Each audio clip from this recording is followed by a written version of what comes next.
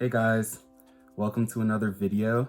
And in this video, I want to talk to you guys about the things that Gary Vee or Gary Vaynerchuk has taught me over the span of my life to make me into the person that I am today. So Gary Vee is a person that I consider to be a role model and a mentor. And I first heard of Gary Vee around the time that I found out that I wasn't going to be going to dental school right after my post-bac program.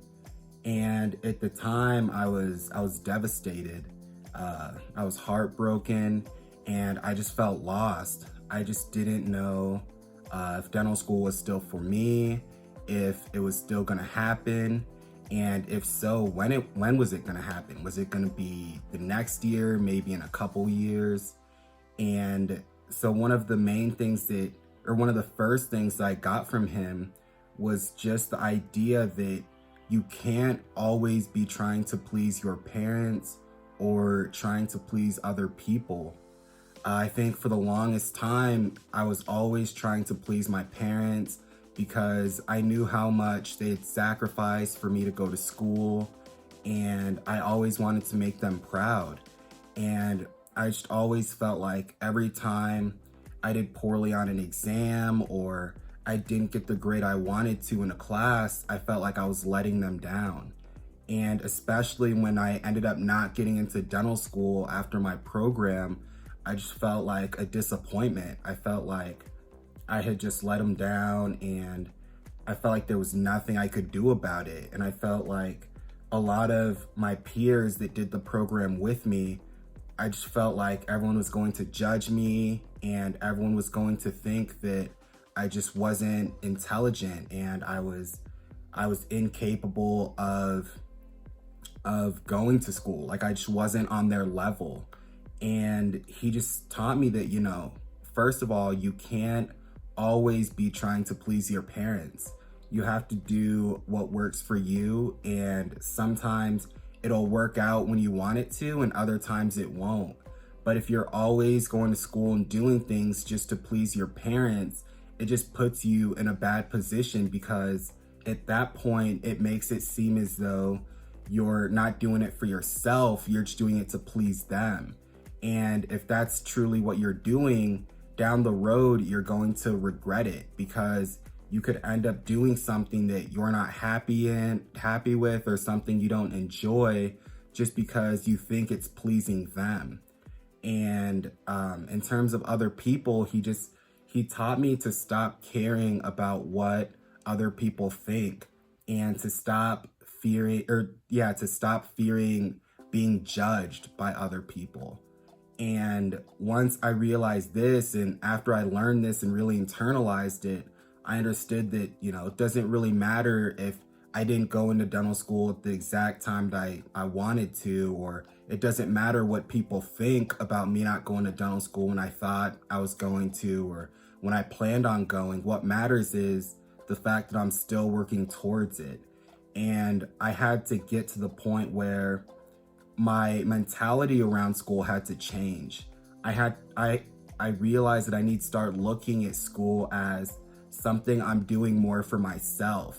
Like, I want to get good grades for me, not necessarily just to make my parents proud, or not necessarily to prove to, my peers that I can do it. It's all about just proving yourself right as opposed to proving others wrong. And in terms of speaking of education and grades, he taught me that grades aren't everything. That just because you don't do well in a certain class or your grades aren't top notch, it doesn't mean that you're not intelligent or you're not capable. All it means is that you have different strengths and weaknesses. And when he posted a picture of his report card on Instagram one day, I think that's when it really hit home for me. That's when I really began to understand that just because you might not hit the certain grades that you think you should, or your grades aren't where you think they should be, it doesn't mean anything in terms of you not being capable. And he also just put this whole concept of age and time that we have into perspective. Because I originally thought I was going to go to dental school right after my undergrad, and that didn't happen. And so I ended up doing the post-bac program, and that didn't happen. So I really started to panic. And what he always talks about is the fact that, you know, even if you're 40 or 45 and you don't know what you want to do, the average age, you know, the average life expectancy in the United States is like, you know, somewhere in your 90s or something. So just because you're 40 or 45, you're not even, you know, you're like maybe halfway through your life. And, you know, just to take your time to figure out what you like and what you don't. And so just because at the time I was 22 and I felt like, you know, I should be in dental school because I just graduated from college, he made me understand that, you know what, like, you know, even after my post-bac program being 23, you still have so much time. And the fact that, you know, I was stressing about being 23 and not being on the path that I thought I was going to be at that time, it made me understand that I still have plenty of time. And even if that means that I don't start dental school until I'm 30, for example, or 35, after 4 years, you know, you'll be a dentist. And so whether you're 35 and you start working or 45, you have plenty of time to still become a dentist and still practice. And so because of that, he just taught me about the importance of just being patient and understanding that life isn't a sprint, that it's a marathon. And as long as you're taking steps to get to go in the direction that you're trying to go, that's really all that matters. And another thing that Gary Vee always talks about is just this concept of self-awareness. And when he talks about this, he uses the example of Eminem in 8 Mile. And he talks about how in the last rap, in like towards the end of the movie, how he decides to embrace his weaknesses. And he talks about how it catches the guy off guard, because usually what people do in a rap battle or in life in general is they tend to go on offense all the time. But what he emphasized and what he got from that scene, which made so much sense, was you have to be at the point where you also embrace your weaknesses. So it's important to focus on your strengths and understand them, but it's also important to embrace, you know what, I'm not good at this, I'm not good at that, but I'm good at all of these other things.